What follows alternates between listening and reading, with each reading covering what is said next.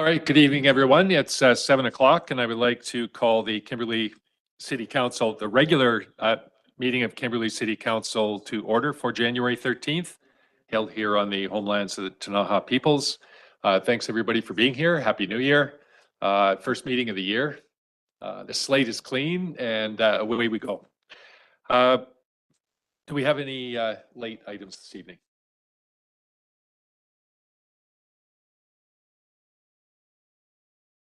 There's no late item, Mr. Mayor. Maybe that's a warning to check your mic. We're off to a rocky start Yeah. into the new year. Okay, hearing none, could I have a mover to adopt the agenda, please? Councillor Roberts, thank you. Councillor Fox seconds. All those in favor? The motion is carried. We have several minutes to adopt this evening. First up is the minutes of the regular meeting held on November the 27th. Mover, please. Thank you, Councillor McGuire, and Councillor McBain seconds. All those in favor? Motion is carried. Next up, we have the minutes of the regular meeting of council held on October the 28th. Councillor Roberts moves, Councillor McGuire seconds. All those in favor? That motion is carried. The minutes of the special meeting of council held on November the 18th. Councillor McGuire moves, Councillor Karen seconds. All those in favor? That motion is carried. The minutes of the regular meeting of council held on December the 9th. Councillor Fox moves, Councillor McBain seconds. All those in favor? That motion is carried. And finally, the minutes of the Accessibility Advisory Committee held on September the 4th. Councillor Roberts moves, Councillor Fox seconds. All those in favor? That motion is carried. Excellent. With housekeeping out of the way, we have 3 delegations this evening, jam-packed. We're looking forward to the presentations. And for the presenters, if you could keep it down to approximately 10 minutes for your presentation, and then we'll have time after that for questions and answers from council. First up tonight, we have Rita Pack, who is presenting on behalf of the Accessibility Advisory Committee. Welcome, Rita. Thank you so much. And the floor is yours. Thank you so much. I'll keep it under 10 minutes for sure. My name is Rita Pack, and I'm the Vice Chair of the Accessibility Advisory Committee. I have a visual disability, and so I'll be using my phone as my device to help me with my speech. I hope that's okay. Our chair, Caprice Hogg, was unable to make this meeting today because her wheelchair cannot access this room. We want to thank the council for putting together our group to help build a more accessible and inclusive city of Kimberley. Our committee is made up of a group of passionate residents living with a disability or are a caretaker of a loved one who has a disability. We were joined by Councillor McGuire, and our staff liaison was Jasmine Nelson. We have been meeting bi-monthly since February of 2024. And in March, we provided feedback to the city planner regarding drive-thrus and gas station proposals. During the initial meetings, we discussed priority projects and summarized a list of barriers facing people with disabilities in the city. Upon review of our terms of reference and after reading through a lot of accessibility plans from across BC, our committee recommended to council in July that we hire a consultant to help build a plan. According to BC Accessibility Act of 2022, an accessibility plan will provide a framework to identify, remove, and prevent barriers to accessibility in our city. Our committee's biggest accomplishment from this past year was securing a $27,000 grant to help create an age-friendly accessibility plan for the city of Kimberley. In November, following reviews of RFPs with the help of city staff, a consultant from Cardia Health, Kate Milne, was hired to undertake this process. Our committee met with Kate last week and will be working with her closely in the next 2 months to engage the community and provide feedback as needed. Ms. Milne will consult various groups in the city to research and identify barriers that might prevent residents from living and fully participating in civic life. The first draft of the age-friendly accessibility plan should be ready by May, and we're hoping that the final version be completed June 2025. Thank you very much for this chance to update City Council on the achievements and continued work of the Accessibility Advisory Committee. The committee would like to also extend our sincere thanks to Jasmine Nelson for all the research and hard work she put in this year to make it a successful one. We really look forward to helping create an age-friendly plan that is dynamic and actionable. We believe that a barrier-free Kimberley helps not only those who are living with disabilities, but all residents of any age and visitors alike. Thank you very much. Awesome. Thanks very much, Rita, for the presentation and your feedback. Getting a new committee like this off the ground is not an easy thing. It takes an awful lot of work, sometimes one step back to get two steps forward. And we really appreciate the work that you and the rest of the committee have put in this year. Council, questions or comments for Rita? Council Roberts, go ahead. Thank you, Rita. I appreciate your presentation. So far, it makes perfectly good sense, the direction you all are taking. I wanted to know where Kate Milne is from. Oh, Cardea Health is a consultancy agency, and they've actually worked on 11 projects across BC. Small cities such as Mackenzie, I believe, Jasmine, is that correct? Mackenzie was the latest one that she put together. It's a town of 4,000, all the way up to Whistler and Richmond. So she has expertise working with communities that have some more tourism focus, as well as communities with an aging population. Thank you. No problem. Councilor Cairns, go ahead. Thank you. Thanks for your presentation. Thank I wondered about the stairs and just access in here. There's a lift there, and I just wanted to check, does the lift not work, or is there, it works? So just wanting to check in, and maybe it's a staff question, I'm not sure that. Yeah. So okay, what's go. happening with this, the current lift that we have, it is fine for someone that has some ability, but it's not in a wheelchair. Someone like Caprice that has no in her legs, like she can't use her legs at all. There is no way to transfer her safely from the wheelchair to the chair to be able to go up the stairs. Further, Council. Councilor McGuire, go ahead. Yeah, thanks for the presentation. I just wanted to say it's been a pleasure working with the committee, and I really respect the work that we've been doing there, and I look forward to seeing this plan being developed. Yeah, thank you Thanks, so Councilor much. McGuire. Thanks very much for the taking time to be here this evening, Rita.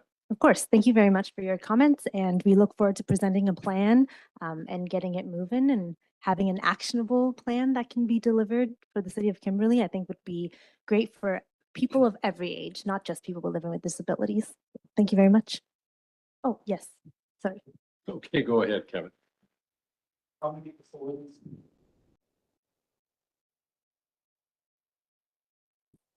How many facilities that we have?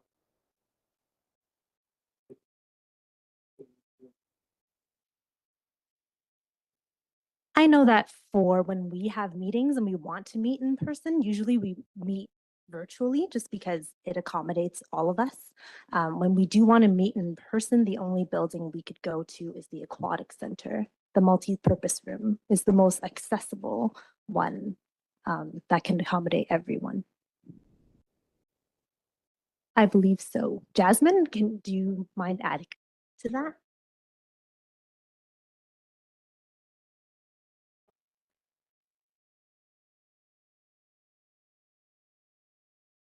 So the Civic Center through the back door is also accessible.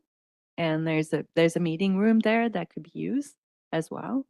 But there's definitely other issue with Civic Center and accessibility.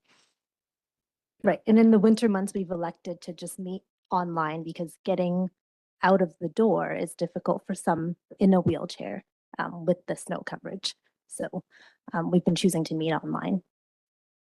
Yeah, Thank in you. communities like Kimberley, and there are many, many across the province, we're, 100 years old. Arguably, most of the buildings here are at least 60 to 80 years old. And they were put up at a time before accessibility was even a thought. And we have had very little brand new construction of buildings in Kimberley over the years. And so on a scale of, 1 to 10 on where we sit with respect to accessibility, we're probably down at 1 or 2, quite frankly.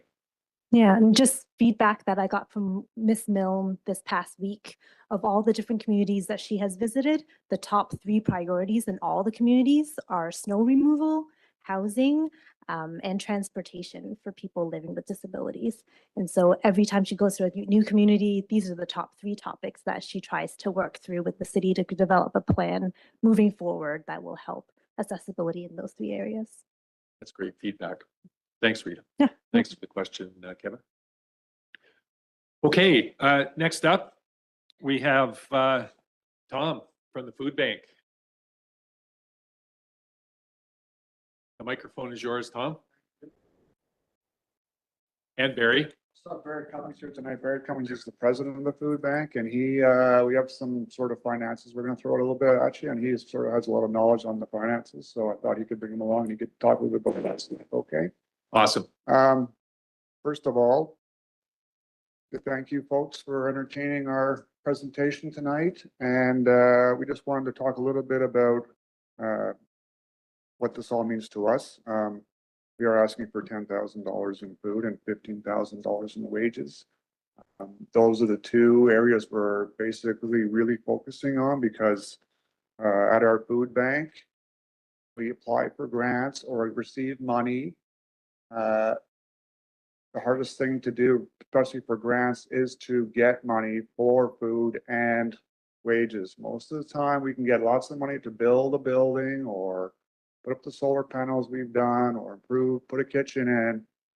But getting wages for our staff and getting money just to buy food is the tougher one. They're just not really out there very much. I received one today from Food Banks Canada we're going to look at, but that's the first one I've seen in 2.5 years I've been working there. So what this standing grant could do for us is create some stability, knowing that every year we'll have about this much money at least coming in because the grants are temporary. They only last as long as, you know, the time that you get to use them up, and then they're gone, and then you're waiting for something else to come in. You never know what's next.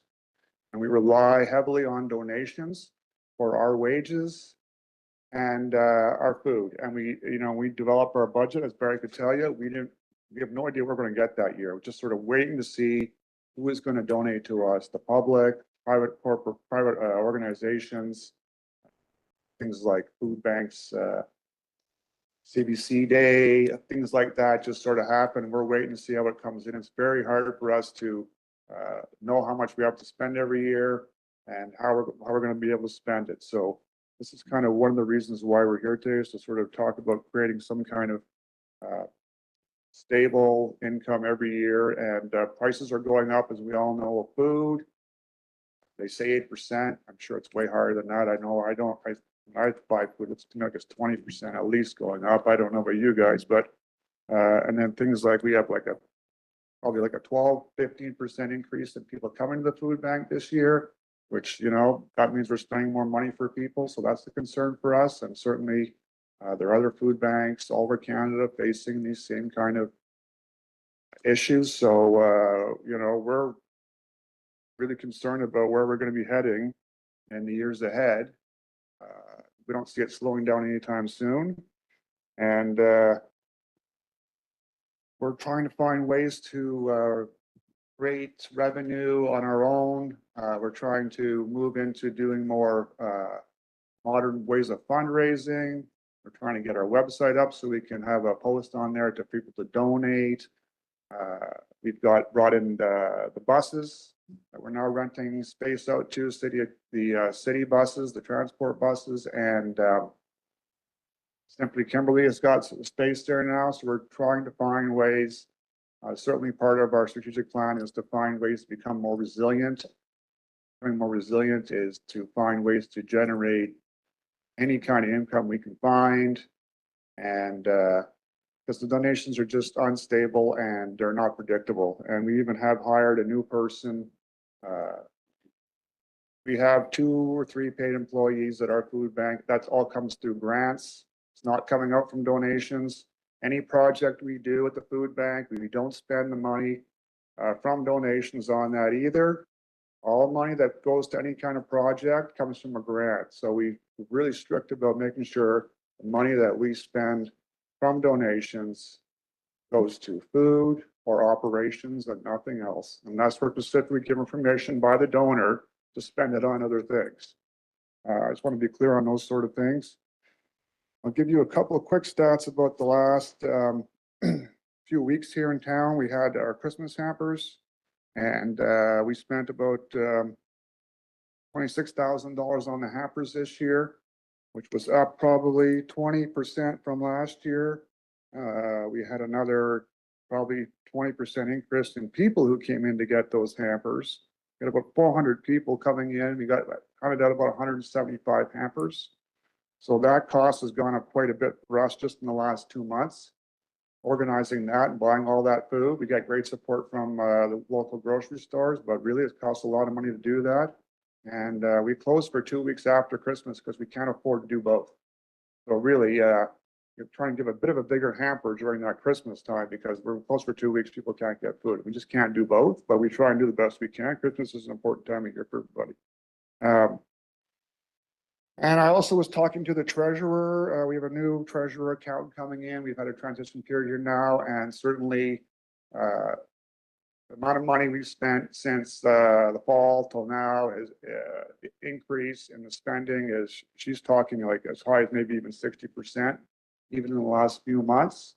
I have to go back and review that, but certainly we are spending, buying more money. We're having more clients coming in, and the cost of food is really going up. So that's big part where we're here today.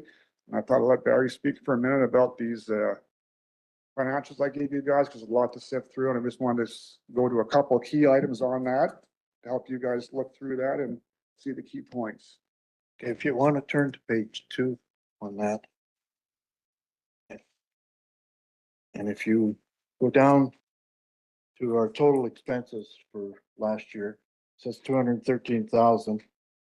You can see that we had almost a $25,000 deficit because we only brought in 189,000. So we've been using up some of the money. We try and maintain $100,000 in the bank in our operating budget because BC Society say that you should have anywhere from 3 to 6 months operating expenses in the bank. And if you go down just a little bit farther, you see it says general account, 87,000, gaming, 1,600, grants, 57,000, and kitchen, 29,000. That grant account and the kitchen account, all of that money is designated for projects. Tom alluded to that we have just now hired another young girl to 10 hours a week. We got part of that grant is $36,000 to cover her wages for 3 years. So it's not money we can spend. So out of that 179,000, we only have 102 that is actually that we can spend on food and operation. One other thing that we do have, go to page 3, note 2, Vancouver Foundation investment. The board of directors, when they started the food bank in 1985, they were about $20,000 in debt, and all they had was a food truck. And over the years, they put money aside for contingency fund and also a building fund. And that's how we were able to purchase our building, is because they had, over the years, through the duck race and the garage sale and fundraising, they put money away.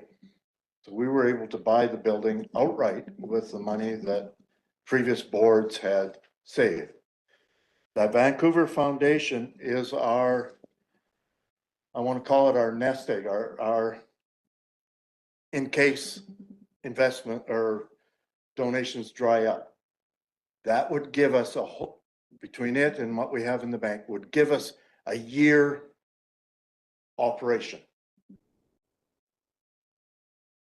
If we, if we receive no money at all. And I know, and that's part of the reason that we're because we are in our new facility, things are expanding in the sense that the day-to-day operation is becoming more and more. And that's why we hired Tom. And he's only part-time. And part of this grant application is to be able to give him more hours, because we do have 2 bus companies that are starting to pay us money. In the end, it'll be about $10,000 a year that they will be paying us for that little chunk of land that the city was so kind to help us achieve. And, so that'll go towards our sustainability. We're doing more with gardens. And we're looking at the possibility of, because there are grants out there, to maybe get year-round greenhouses going. With the solar, we have the power to run those things without it costing us anything. Our solar, we should make about $1,000 back from hydro this year without it costing us anything for hydro for the whole year. It keeps our costs down too. It keeps our costs down. One thing about hiring this new employee, Emma, is that the idea too is to give me time to be able to focus on outreach, fundraising, approaching larger businesses and corporations about sponsoring us and things like that. Now I don't have the capacity to do those kind of things, and she's also being brought in to help streamline our operations and work with Food Recovery Depot. It's a kind of a combined job. So the idea is to try and work together and do more and be bigger and stronger as one. So that's sort of why it was inspired us to work together to bring a new employee in. So there's a lot of things that this person doing 10 hours a week is going to do for us to prove what we're doing, and hopefully give me more time to do better things, with more things for the food bank. And, That's awesome. have you got questions they want to ask, or? So I guess, first of all, I'd just like to say that the board, Barry, and the work that you've done, Tom, over this last couple of years, I guess, has really taken the operation to another level. The purchasing of the building and the reno, it's an amazing job that you guys have done.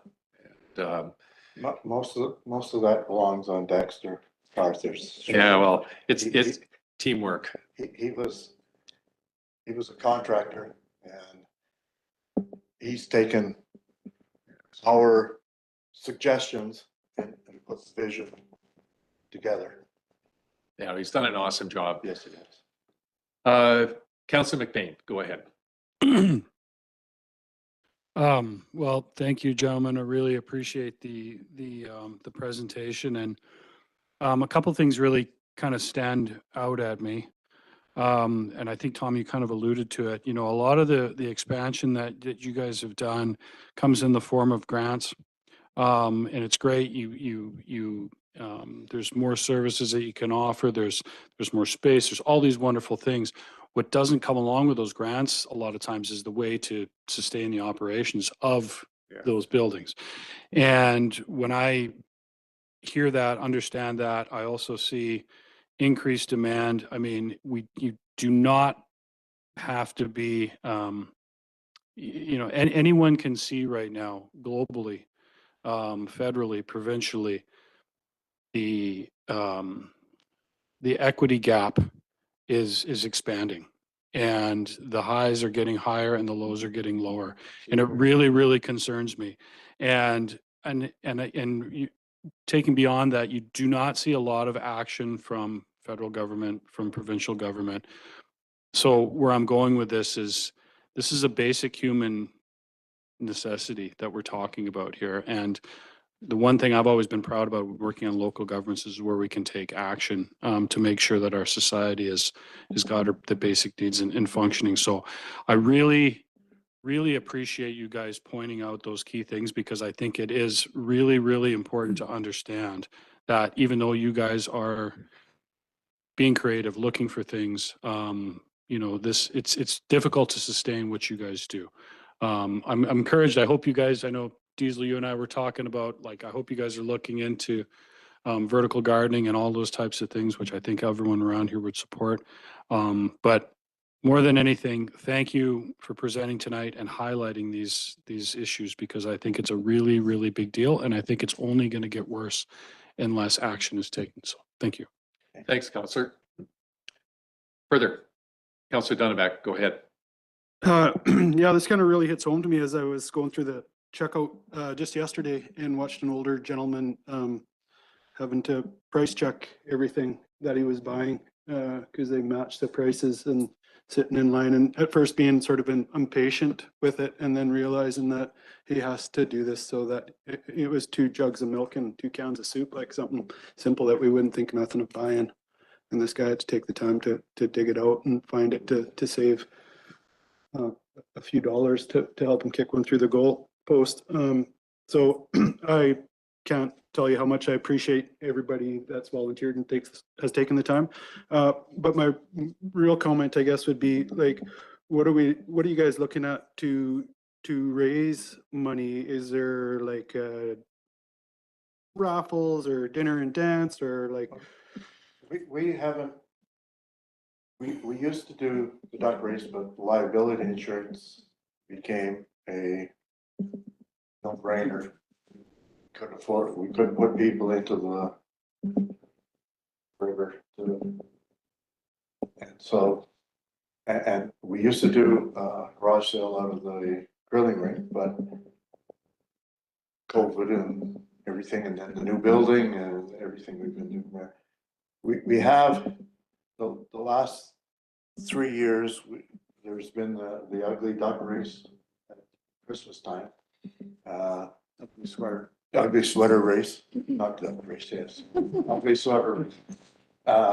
Selkirk does a raffle for us at Christmas time. The dynamiters, we have a dynamiter night. Purcell Golf Course does it. Yeah, I'd say we certainly have a lot of organizations We in have a- town who do their own fundraising Yeah. for us, which is awesome. We would promote that idea, and we're always encouraging different groups in town to create their own and own it. And they seem to really enjoy being having their own fundraising effort, and it's sort of a more community thing for them as opposed to us doing big fundraising events. And really, it's hard to find volunteers to do these big events. We're just trying to get enough volunteers to be able to feed people, and really that's one of the muches I want to talk about today. Is we have solar panels, we have all these project kitchen, all these things we're doing, but in the end, we're just trying to have enough money to put food in people's hampers when they come to us to look for food. That is the most important thing. Everything else is just extra, and it helps, but the bottom line is we want to have people be able to take groceries out of the food bank when they come down and get something, and that's what we're trying to do here, is just get a bit more money to do that. We haven't really developed any fundraising strategy on our own yet, because Food Banks Canada came out with a standards of excellence. And to be a member of Food Banks Canada, you had to go through this process, and we're in the middle of that. Big policy and procedure. Big policy and changes. And we also did, just before that came out, we did a strategic plan.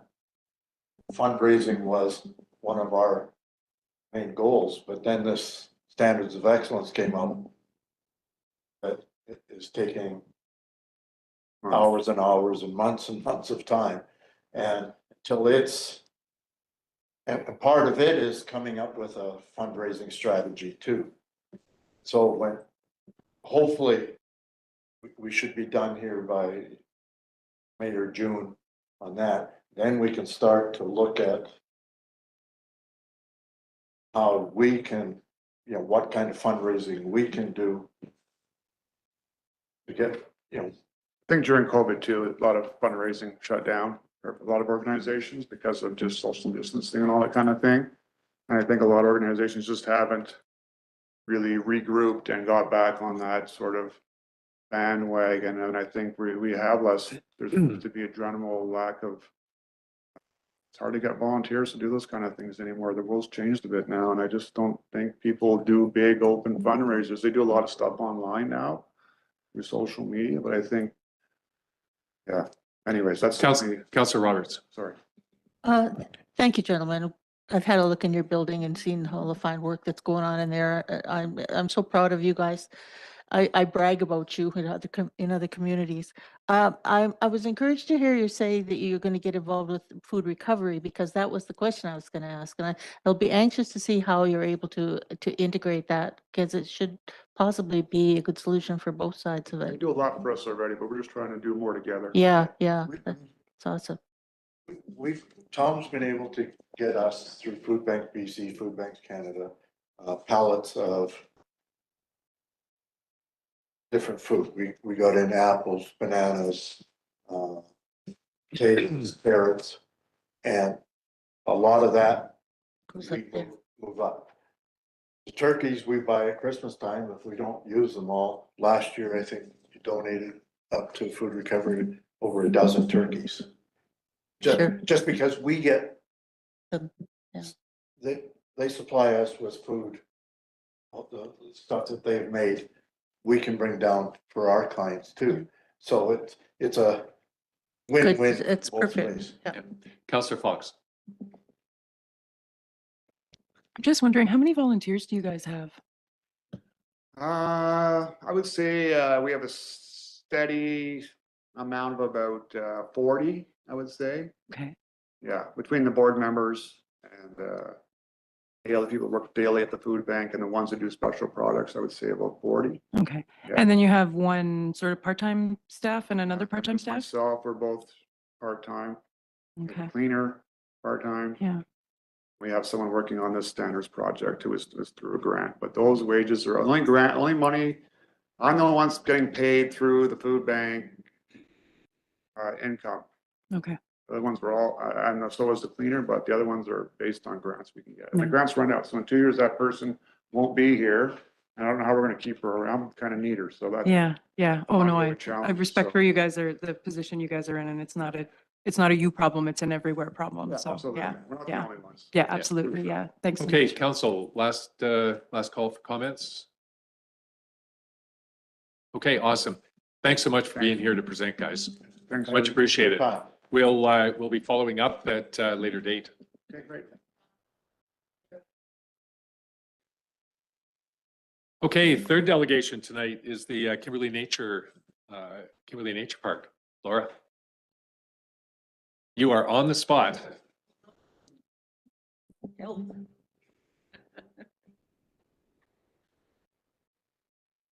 Good evening, Mr. Mayor and Council. My name is Laura Duncan, and I'm here tonight as the Vice President of the Kimberley Nature Park Society. I'd like to introduce Jean Terlesky and Graham Donaldson, two board members who are here to help answer any questions that might arise.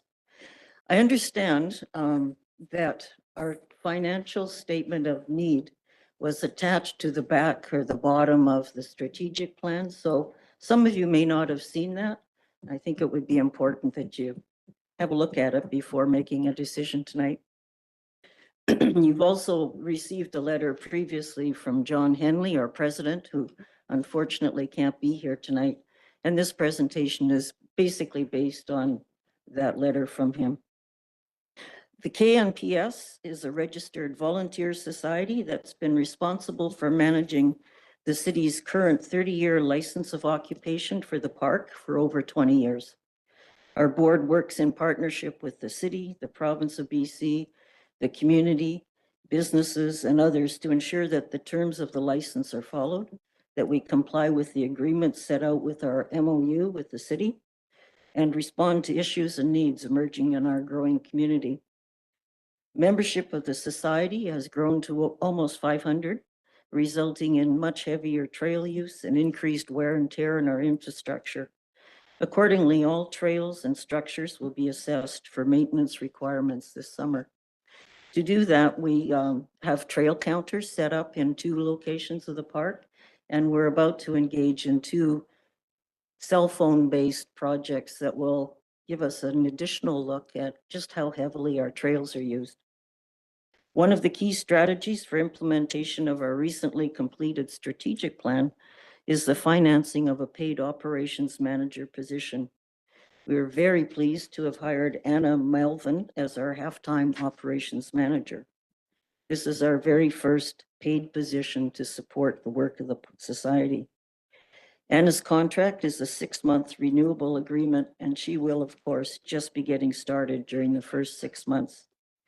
Anna is currently working on projects like a trails management plan, supporting an ecosystem mapping project, organizing monthly events, developing a communications plan and social media presence, and supporting many other board and committee works that are currently all executed by volunteers. We noted the time ago for the need for a paid part-time position to support the work of organizing and coordinating all that's going on in the Nature Park Society.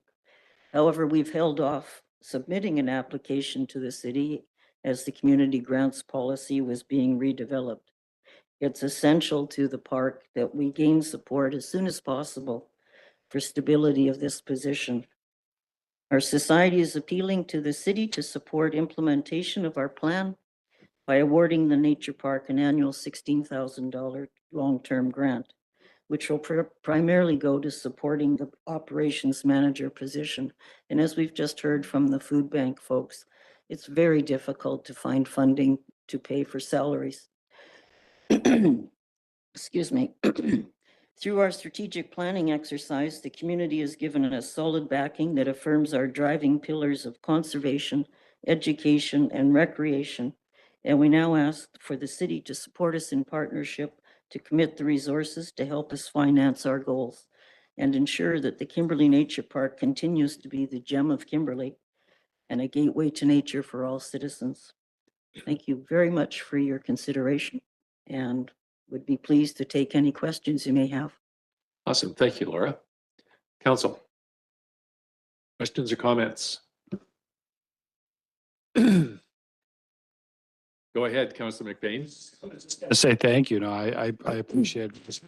And, you know, from somebody who uses the trails, you know, he kind of the same type of the issue we were talking about with the food bank, you know, the expansion comes more operations and that type of thing. But just wanted to say I appreciate everything you guys do. Yeah. Thank Thanks you. for that, Councillor. So I have a question, Laura. What is the kind of the relationship that the Nature Park Society has with the Kimberley Trail Society? Well, that's a really interesting one. And so far, it's been a very informal relationship where the KTS takes care of a lot of the trail maintenance. They'll remove most of the downed trees, etc., and they do major work on the trails, all in conjunction with input from the KNPS. It's been very informal up till now, and we're actually just starting to engage in a process to develop a formal MOU with them because it's getting a little messy. As KTS is getting to be a larger organization and being able to hire more people, we need to clarify who's doing what. Mhm. And so we're at this point just trying to get that really nailed down. But it's been a very mutually beneficial association, I would say. We certainly have benefited from their work, and we sometimes will provide volunteers for some of their work. But again, with their more and more being able to hire crews, the volunteers are becoming a little less involved. All right, thank you for that. Mhm. Councillor McGuire, go ahead. Yeah, I had a similar question, but just on that similar note, like it sounds like the Trail Society is, you know, largely taking care of trail maintenance. So what responsibilities are specifically landing on the Nature Park Society then, just to give me an idea of what it is you do? In terms of trails? Yeah, just you know, what response, like, I think do you guys maintain bridges, or is it more of like a programming scope, and what kind of things you need to do to maintain the license? I'm just not super familiar. Sure. We have to maintain bridges and boardwalks, which we have several in the park. There are kiosks to maintain. There are benches to maintain. The trails themselves, we work with the KTS to say, well, you know, we think this is a priority. So that's one of the reasons we're having a trails assessment this year, is to be clear on our priorities and their priorities, which aren't always the same. You know, the KTS is really focused on biking, and our focus is slightly different. So we need to make sure that we're talking about the same things. Our people have helped to build a lot of the trails in the park already, often in association with KTS. What else do we do, you guys? In terms of other functions, we run all sorts of programs within the park. We have monthly outings from the Natural History Committee.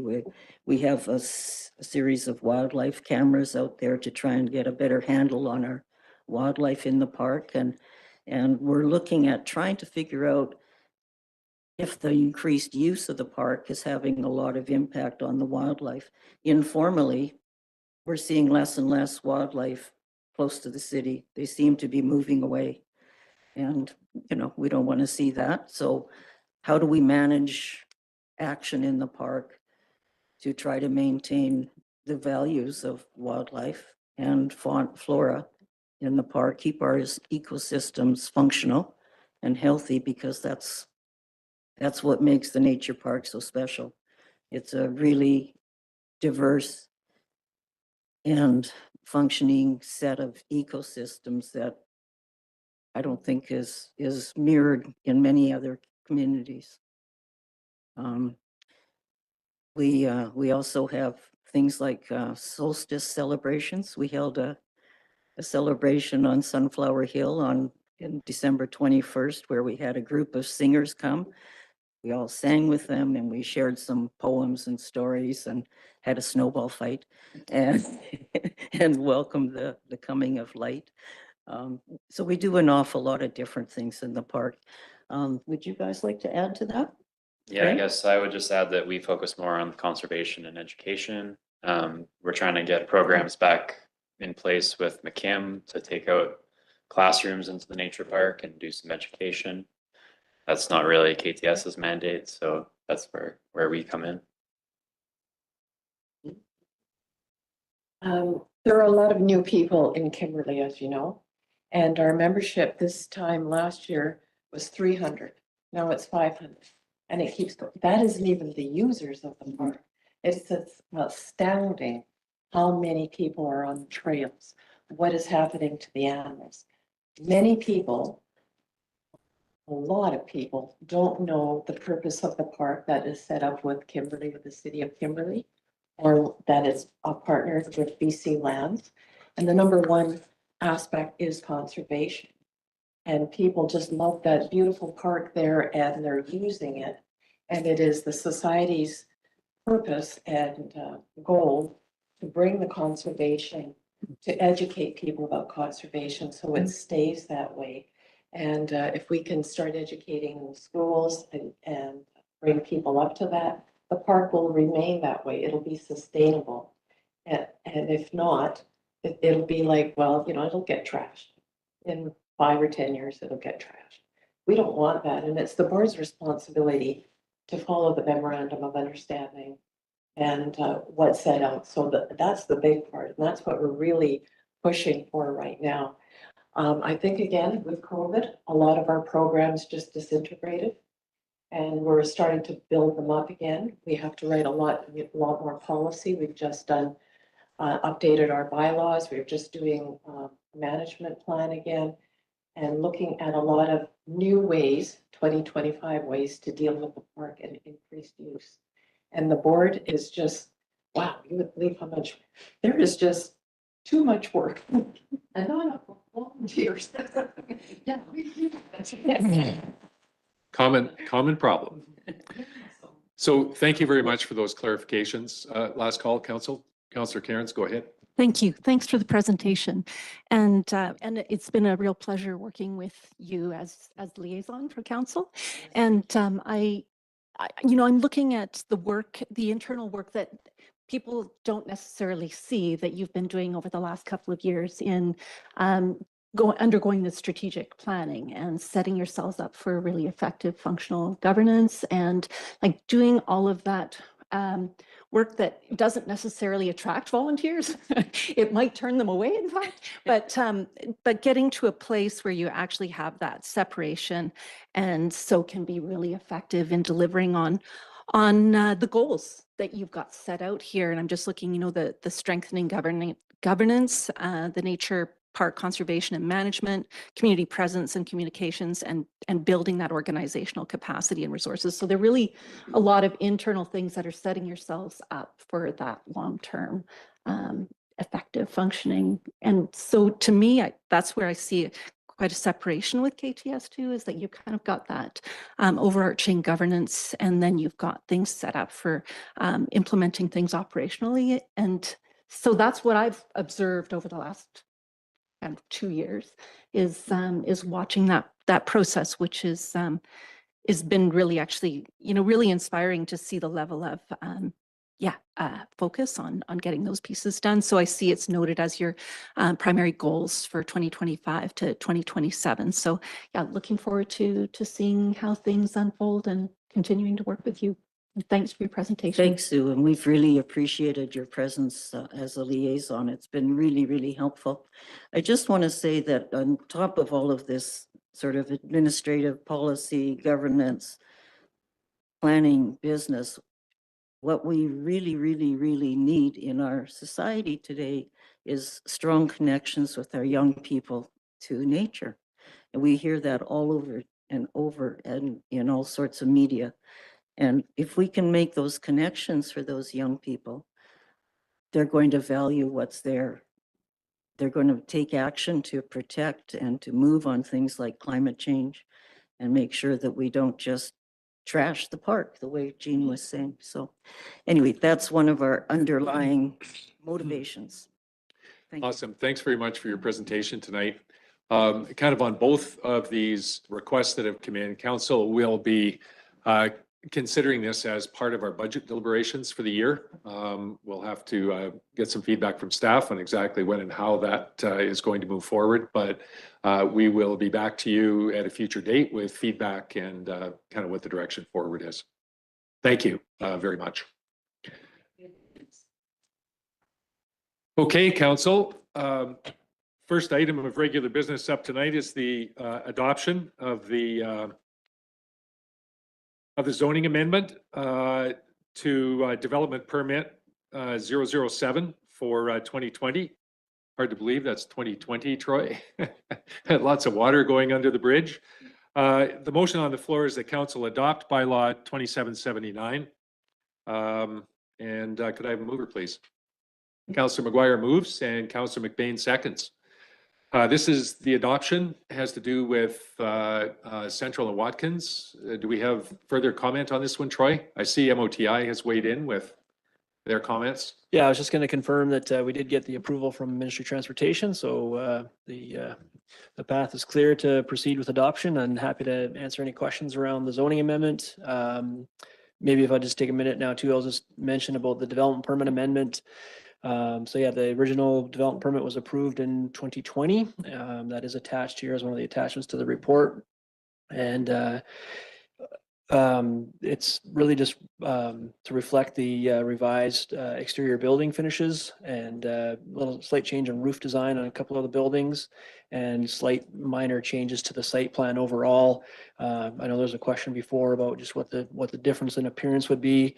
And I think just, you know, if you're able to scan through quickly there to the attachments, pages, 13, 14, 15 have the exteriors. Maurice just brought the slide up on the screen here. So you have the original approval on the left side and then the proposed revised version here on the right side.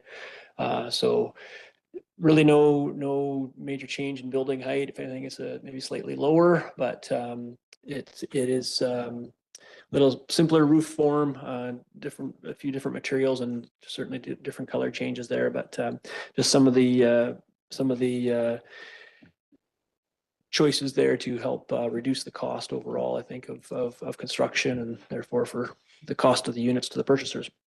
Yeah, thank you, Troy. Councilor McBain, go ahead. I'll make it quick. I think I mean, I don't see any, I have no objections to it. Seeing what's gone up so far, seeing people in those, some of the new places there in that development. You know, it's a long overdue development, and I know they face some challenges with COVID, so I'm excited to see them accelerating the process. Thanks, Councillor McBain. Councillor Dunavac, go ahead. Correct me if I'm wrong here, just looking at this map of the layout, it looks great, but I see 40 separate spaces there, Troy, in that map. Is that, if I count where there's a line for every building, and then the blue shows that there's commercial underneath and then living space on top? Is that what I understand correctly? Yeah, well, yeah, there's a few different building types there. So is your comment or question about the parking? My comment is about parking with the equivalent of, they're needing a minimum of 80 spaces. That's not including, if there's people living on the top. I'm just wondering where they're going to park. Yeah, so what's not super clear from the site plan there is each of these buildings do have, each unit has indoor parking. So I mean, like I said, there's of the residential buildings, there's 4 different building types there, and each one does have internal parking, and then there is some additional on-site extra parking as well. The 2 mixed-use buildings that are on Deer Park Avenue, those are the buildings that have the commercial floor. The main level is commercial use, and then there are upper unit residential units, and there is parking for those residential units at the back on the main floor of the building. So an internal garage, and then a sort of a tandem arranged parking stall in front of the garage there. So there's more than enough parking to meet the minimum requirements from the bylaw from that project, and that there's nothing changing with that regard. There's no parking being taken away or anything with this revision to the development permit, but there is you know, they've met and exceeded all the minimum parking requirements there. Just one more question. Go ahead, Councillor. This would be directed to the fire chief. Will we be able to access all of these thoroughfares with our new truck if they're full of cars? Well, if it's plugged up, no, we wouldn't be, but with the expected parking plan and what's available on the actual development permit, we work with Troy and the planning process to make sure we have this access. So what the plan shows, yeah, we would have access right now. Thank you. Further, council? Call the question. All those in favor of adoption? Any opposed? That motion is carried. Second part of this motion is that council approve the amendments to the development permit, including the revised exterior building finishes, roof design, etc., as outlined in the report. Councillor Roberts moves. Councillor McGuire seconds. Further discussion? All those in favor? That motion is carried. All right, next up under new business, we have the support of partnering with the RDEK for an application to the Community Emergency Preparedness Fund for additional services, support services, equipment, and training. It's a regional effort of which we are, one of the partners. And the motion on the floor is that council authorize the RDEK to include the City of Kimberley in the joint grant application as identified in that staff report. Could I have a mover, please? Councillor Cairns, thank you. Councillor Roberts seconds. Discussion. Chief, go ahead. So not highlighted very often, the Emergency Social Service Program. It's currently being provided to Kimberley and other East Kootenay Emergency Management Program members by the RDK, Protective Services Department, which have an in-depth understanding of our surrounding region and what the city's emergency social services needs are. So ESS is a First Nation and local authority-based program, based provincial emergency response program designed to meet the basic needs of British Columbians impacted by disasters. So what we see that's going on in LA right now, we have these disasters happen from a single house fire to provincial level events involving large evacuations. This program supports our community and our residents needing somewhere to go and have funds to get food, water, and I guess safety at that point. The regional district of East Kootenay has approached the East Kootenay Emergency Management Program, all the members within it, with a plan to enhance the Emergency Social Services Program, requesting that they support the grant application, which is 100% funded. And within that membership, that not all council members may know, is Cranbrook, Fernie, Invermere, Canal Flats, Sparwood, Radium, Hot Springs, Alford, Ackham, Tobacco Plains, and the Shuswaps band. So when I talk about the East Kootenay Emergency Management Program, that's the members involved. Excellent. Thanks, Chief. Council, questions? Councillor Roberts, go ahead. When I was at the UBCM in the trade show, there was a giant truck of emergency service equipment and so on. Does something like that exist presently in our area, or is that even something we would need? Presently, this does not exist in our area. So if you look within the actual within the report, we are looking at a 20-foot CCAN for additional storage space for emergency supplies. So we're looking to build that. We won't have a capacity to move it around right now, but we will have that actual CCAN with the ability to I guess mobilize a reception center. Yeah. Thank you. Further? Call the question. All those in favor? Any opposed? Motion is carried. And the second part of that motion is that should the application be successful, the Regional District of East Kootenay is authorized to receive and manage the funds on behalf of the City of Kimberley. Mover, please. Councillor Cairns, thank you. Councillor Fox seconds. Further discussion? All those in favor? Motion is carried. All right, next up, we have the 2025 project and event grants recommendation allocation. Motion on the floor is that council approve the recommendations from the evaluation committee as detailed in the staff report, and further that council authorize the distribution of approved 2025 grants to the successful applicants. Councillor McGuire moves. Councillor McBain seconds. Discussion. Pam, did you want to make any comments? Just quickly, special thanks to the Grants Evaluation Committee. We met on December 12th after the grant application period closed on November the 30th. Thanks to Councillor McGuire, Councillor Roberts, and Councillor Fox, as well as City CFO Krista Waite. We spent ample time reviewing every application individually based on merit and kind of the outline of what's in the policy of grants that we believe should receive funding in this round.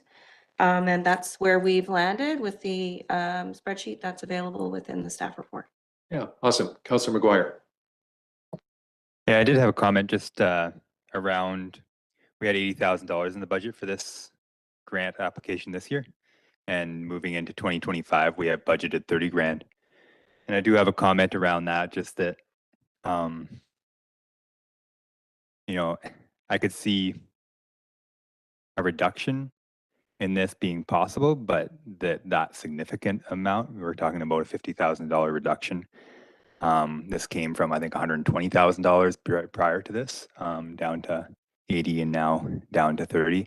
My feeling from being on this grant committee is that if we settled somewhere in the low to mid 60s, that we would satisfy a large portion of the well-written, considered grants that came through. And I think this is a huge asset. You know, there's a lot of good programs and a lot of good events that are supported through this grant stream. So, you know, it may be something that comes up during our budgeting. And my recommendation would be to consider maybe a slightly less severe reduction in the community programming and events grant stream. Thanks for that, Councillor McGuire. We will have an opportunity to review during the budget deliberations for sure. So I have a question. Forget the exact number. Don't see the exact number of accepted grants here, but it's about, I don't know, 18 or 20 or something like that. How many applications actually came in? We had, I think it's 25 applications. Okay. After adjudication, we realized that some just didn't fit the policy. Yep. And so they had to be weeded out. We'll let them know tomorrow based on how this goes. Right. Okay. Fair enough. We typically in the past have had, as many as 30 to 35, maybe 36 applications that have come in. So, I think by tightening up the policy on, exactly, how we need to spend this money, that's also helped, reduce the number of, applications that ultimately would have to be rejected anyway. So that's probably a good thing. Further comment, Council? Go ahead, Councillor Cairns. So just wondering a little bit further on that question around the, were pretty much all of the ones that did not receive funding kind of not meet criteria? Is that? Yes, yeah. Okay. Okay, thank you. And just like a rough ballpark of the total dollar value that was applied for. No, I know this number. I think we had a total application of about $126,000 applied for total. Including these that were. Yes, Yeah. yeah. No problem. All right. Call the question. Okay, go ahead. Sorry, just Councillor one, Roberts. just one quick comment, just while we're hot on the subject. I totally agree with Woody in terms of how there is nothing frivolous about anything that we chose to do. Everything has a real serious purpose and a real reason to belong. And I think I would agree that that going down to 30 grand would be like a real giant slice, as much as I Yeah, want no, to spend it on fair something comment. else. Fair comment, Councillor. And I think, it's important for us to consider all of these in the context of all of the other requests that are coming in. We are going to have a lot of requests for money coming in this year. And so it'll all be part of the process. Yeah. Okay. Did I call the question? No, call the question. All those in favor? Any opposed? That motion is carried.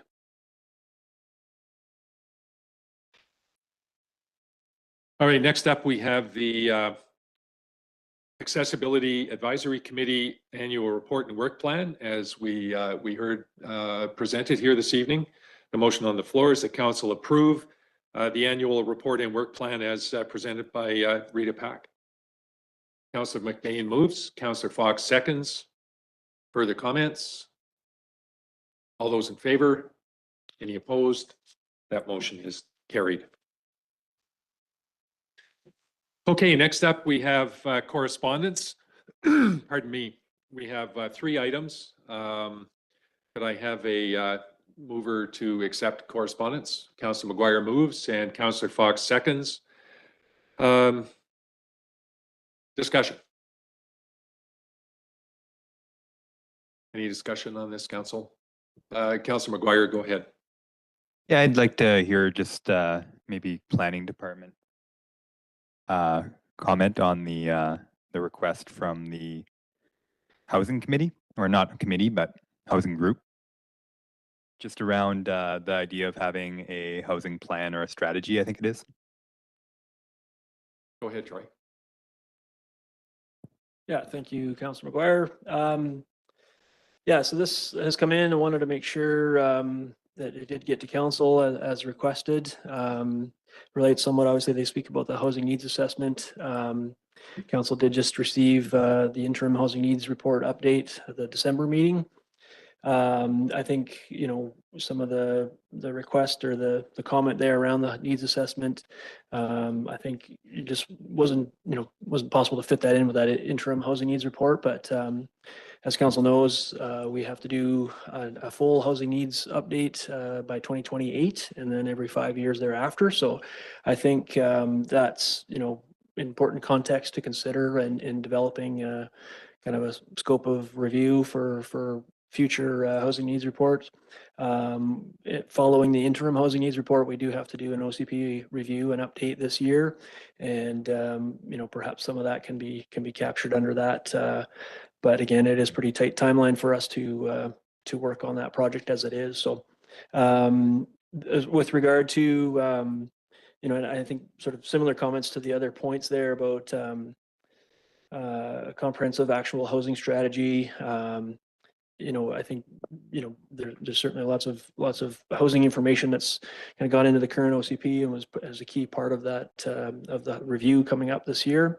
But I think there might be action items or opportunities or ideas that come out of that process and that review that can help inform other strategies moving forward around housing.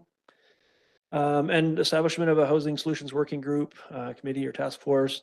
I think there has been some previous discussion, and I think there might be a standing resolution of council there, previous council towards that. There was, of course, in the past, a affordable housing committee, and I think that if directed by council, we could kind of defer this back to staff and pull back with or return back with additional thoughts or recommendations around the request there. Would you like a motion to refer back? I think that'd probably be best, I think, but defer to Jim or Right. Angus. Yeah. So, I think that's a great idea. There's lots of moving parts, and to have, staff consider exactly kind of where things sit, I think would be prudent for council. So, could I have a mover for that? Councillor Cairns moves and Councillor Fox seconds. Further discussion? All those in favor? Any opposed? Motion is carried. Thanks for the comments, Troy. Go ahead, Jim. Yeah, if I could, Mr. Mayor, that's, staff will certainly take that away. That's pretty open-ended where we're leaving it there.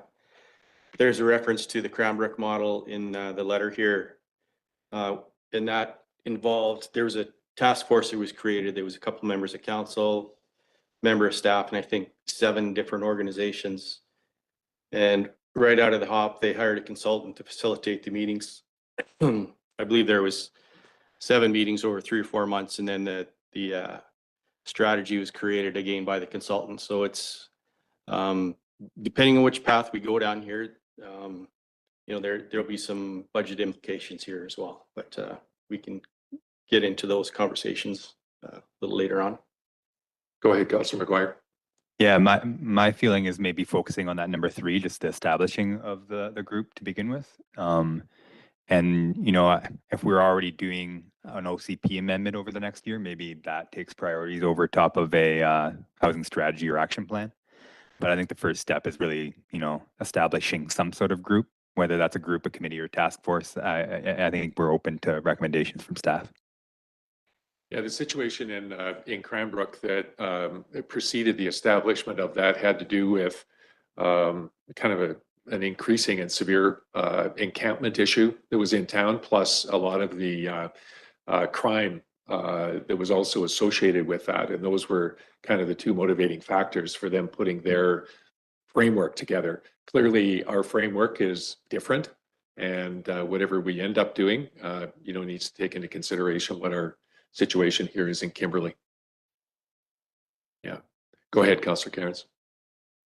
So I appreciate the discussion, and I participated at the community housing conversation. So I just wanted to elaborate a little bit just on kind of the feel at that meeting, and that the topic of a strategy came up really around wanting to have goals for the percentage of housing that's affordable, and so having targets set, so kind of working with some targets there, and then that idea of of a potential working group to, you know, to really support ways of finding some synergies and working together to advance that work. So I think, you know, again, really open-ended, but that just the concept of how do we support one another. And what I've heard also from people loud and clear is just the concept of on an as needed basis. You don't want something, you know, that you need a project to actually make it functional. And so, yeah, not the cart before the horse, that kind of thing. And then the first bullet really was loud and clear. People were really focused on the point that it's not just about housing. You want to have the services if you're growing your population. So just that awareness piece, and you know, raising that as we grow, we also have to pay attention to childcare, schools, healthcare, transportation, all those different pieces. So I just wanted to say those points, as that was really the, you know, the feel of that conversation was just being able to take it up a notch and go, okay, there's the bigger picture pieces here, and how do we work together? And that there's a lot of people who are keenly interested in supporting, trying to move that conversation forward. I think there were maybe 30 participants. Yeah, yeah. Yeah. Pam was there as well. Yeah. So Thanks for those Thank comments, you. Councillor. I think part of what we will get back and we need to get back from staff is exactly what our state of those various pieces are. I recall we also had a childcare, you know, study that was done. We've got work going underway, you know, with regard to transportation. I think we have a lot of work underway in all of the pieces for this, and it's just not very well known. We need to kind of pull it together and say, okay, here's what we're doing. Here's what we see as the requirements, and then take a look at any gaps that that may exist. But I think it's also important for us to remember this is in the context of our role as the municipality. It was interesting in the I read through the task force report from Cranbrook. Not once was a builder mentioned. You know, as far, I mean, we don't build houses. You need somebody who's prepared to come in and actually build when it comes to housing. So there are a lot of moving pieces and things that need to be brought into perspective, and I'm confident staff will be able to kind of do that for us. Okay. Any further comments? Call the question on receipt. All those in favor? Any opposed? Motion is carried. Okay. Anything to report as far as councillor responsibilities are concerned? Okay, we have a couple of items in camera tonight. So if I could have a motion to move in. Councillor McBain, thank you. Councillor Dunneback seconds. All those in favor? Any opposed? That motion is carried. 2 minutes.